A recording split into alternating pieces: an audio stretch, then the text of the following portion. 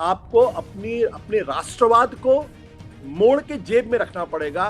भारत जब कुछ कहता है तो चीन कांपता है, ड्रैगन कांपता है, थर-थर कांपता है। इस तरीके की बकवासबाजी, बेवकूफी की बात है। एशिया में एक ही नंबर 1 पावर हो सकता है और कम से कम भारत को चीन का वर्चस्व, चीन का प्रभुत्व स्वीकार करना पड़ेगा, जो भारत स्वीकार करने के लिए तैयार है। कि भारत अमेरिका और चीन दोनों से एक साथ दुश्मनी मोल लेना अफोर्ड नहीं कर सकता है। हम ये भूल जाएं कि इस चीन ने ऑपरेशन सिंदूर के दौरान पाकिस्तान की मदद की, तो हमारा उनका कोई मुकाबला उस लिहाज से है नहीं। हम खामखा हवाई बातें करते रहे, खामखा हवा में उड़ते रहे, अपने को विश्वगुरु समझते रहे और कहे कि हम तो चीन को लाल आंख दिखा देंगे, ड्रैगन को हम पटक देंगे, पीट देंगे, जैसे हमने कहा इस्लामाबाद पे कब्जा कर लेंगे। कि ये मजबूरी है, ये दरअसल मजबूरी की कूटनीति है, इसके अलावा ये कुछ नहीं।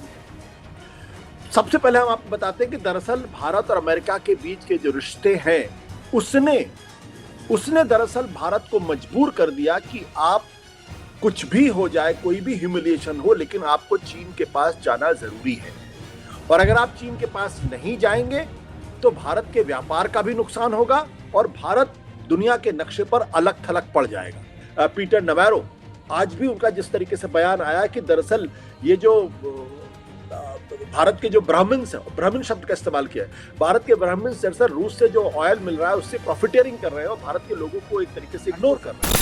तो ये देखिए अंकुर, इस पूरे मामले को 3 संदर्भों में समझने की जरूरत है। पहला संदर्भ तो ये है कि भारत और अमेरिका के बीच के रिश्ते बहुत खराब हुए हैं।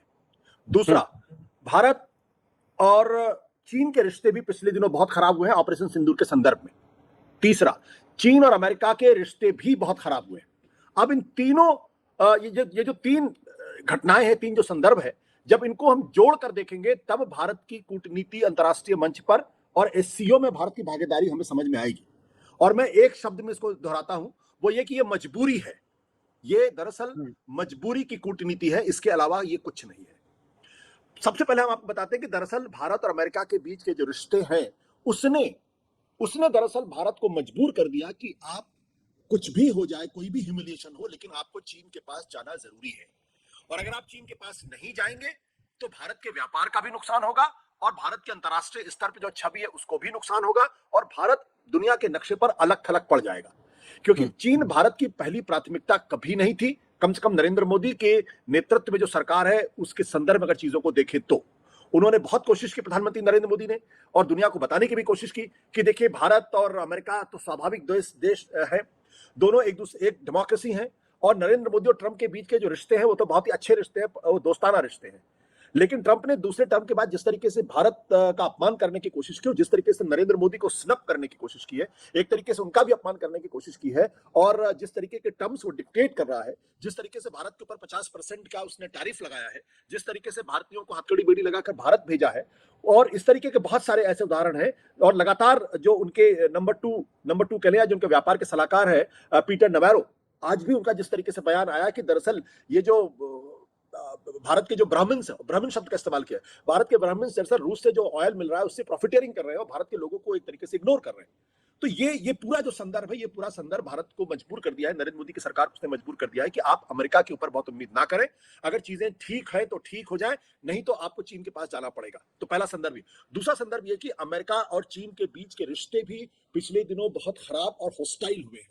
हालांकि बीच में अब एक थोड़ी सी दूरी बनने के बावजूद भी कहीं ना कहीं एक दूसरे के साथ खड़े होने की कोशिश, जिसको पीसफुल कोएग्जिस्टेंस कहते हैं, कोशिश दिखाई पड़ रही है। दोनों के बीच में व्यापार को लेकर एक तरीके से जबरदस्त तरीके से होड़ है, दुनिया का सुपर पावर अगला कौन होगा इसको लेकर होड़ है। और अमेरिका इस बात को अच्छी तरीके से जानता है क्योंकि चीन जिस गति से, जिस तरीके से प्रगति कर रहा है, अगर ऐसे ही प्रगति करता रहा तो चीन की, अमेरिका की बादशाह पूरी तरीके से खतरे में पड़ जाएगी। इसलिए अमेरिका की पूरी कोशिश होगी कि चीन की प्रगति विकास को वो किसी तरीके से रोके। ये दूसरा संदर्भ है। तीसरा संदर्भ जो है वो भारत और चीन के बीच के रिश्ते भी पिछले दिनों बहुत बिगड़े हैं, खासतौर पर 2020 में जब गलवान घाटी में भारतीयों पर हमला हुआ, भारत की सीमा में घुसे और 20 भारत के जवान शहीद हुए थे। उसके बाद हमारे रिश्ते लगातार खराब होते चले गए। सीमा विवाद को लेकर हम लगातार ये प्रिटेंड करते रहे कि दरअसल चीन तो हमारे सामने कुछ भी नहीं है। हमारे यहाँ जिस तरीके से टीवी चैनल्स पे चलने लगा, भारत जब कुछ कहता है तो चीन कांपता है, ड्रैगन कांपता है, थर-थर कांपता है, इस तरीके की बकवासबाजी, बेवकूफी की बातें जो हिंदुस्तान के टीवी चैनल्स ने दिखाई, उनको तो शर्म आनी चाहिए इस तरीके की बातों को। उसका भी एक बड़ा कंट्रीब्यूशन है भारत और चीन के रिश्तों में खराबी होने का। लेकिन असली बात ये थी कि भारत के ऊपर चीन अपना प्रभुत्व और वर्चस्व जमाना चाहता है, और वो भारत को ये बताना चाहता है कि एशिया में एक ही नंबर 1 पावर हो सकता है, और कम से कम भारत को चीन का वर्चस्व, चीन का प्रभुत्व स्वीकार करना पड़ेगा, जो भारत स्वीकार करने के लिए तैयार है। अगर इन 3 संदर्भों को हम देखें, तब एससीओ के अंदर जो प्रधानमंत्री नरेंद्र मोदी की जो मुलाकात है, वो समझ पाएंगे। पहली बात तो हमें ये समझनी पड़ेगी कि दरअसल ये कोई शिखर वार्ता नहीं है, कि बायलैटरल डायलॉग भारत और चीन के बीच की नहीं, नरेंद्र मोदी और चीन के राष्ट्रपति के बीच कोई बायलैटरल टॉक नहीं है। ये एससीओ समिट है, संघाई कोऑपरेशन ऑर्गेनाइजेशन। संघाई कोऑपरेशन ऑर्गेनाइजेशन का भारत कोई मौलिक या पुराना सदस्य, संस्थापक सदस्य नहीं है। भारत 2017 में इसका सदस्य बना था, जबकि संघाई कोऑपरेशन जो है वो संघाई 5 के नाम से 1996 में या 1997 में बना था, और वो आगे बढ़ के अब उसमें 10 सदस्य है, जिसका भारत एक सदस्य बना है। भारत और पाकिस्तान 2017 के आसपास उसके सदस्य बने हैं। तो ये एससीओ समिट है, ये पाकिस्तान, ये माफ करेंगे, ये चीन का शो है, ये चीन का मेगा शो है।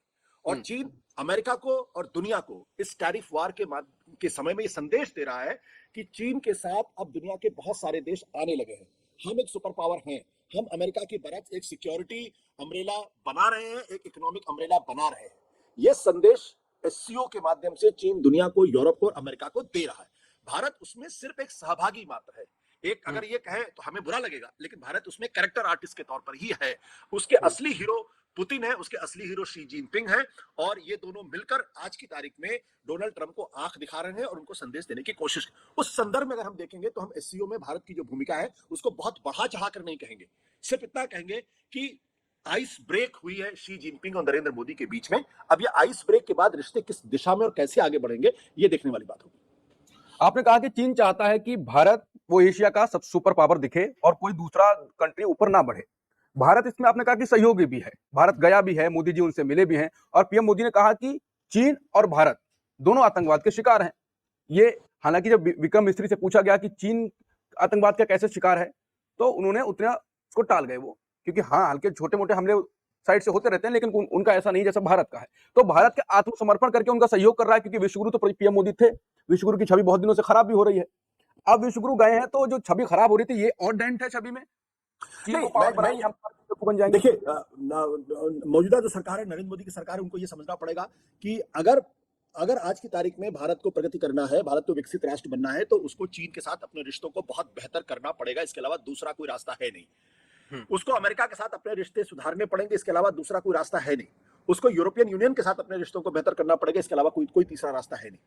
अब उस संदर्भ में आपको अपने राष्ट्रवाद को मोड़ के जेब में रखना पड़ेगा और अपनी जेब से राष्ट्रीय हित को निकालना पड़ेगा, कि आपको वो काम करना पड़ेगा जिसमें देश हित हो, जिसमें नेशनल इंटरेस्ट हो। अगर चीन के साथ करीब आने से भारत सीमा विवाद में कमी हो सकती है, भारत और चीन के व्यापार संबंधों में बेहतरी हो सकती है, भारत को वो तमाम चीज इंपोर्ट एक्सपोर्ट में मिल सकती है जो आज भारत की अर्थव्यवस्था के लिए जरूरत है, तो भारत को अपना थोड़ा सा अपने संकोच को कम करते हुए चीन से अपने रिश्तों को बेहतर करने की कोशिश करें। मैं कई बार इस बात को कह चुका हूं कि जब भारत चीन से अपने रिश्ते बेहतर करता है तो हमारी सीमा पे जो तमाम तनाव है वो कम होगा। आपको डिफेंस एक्सपेंडिचर में जितना खर्च करते हैं, लगातार चिंता में रहती है सरकार और देश, उसमें कमी आएगी।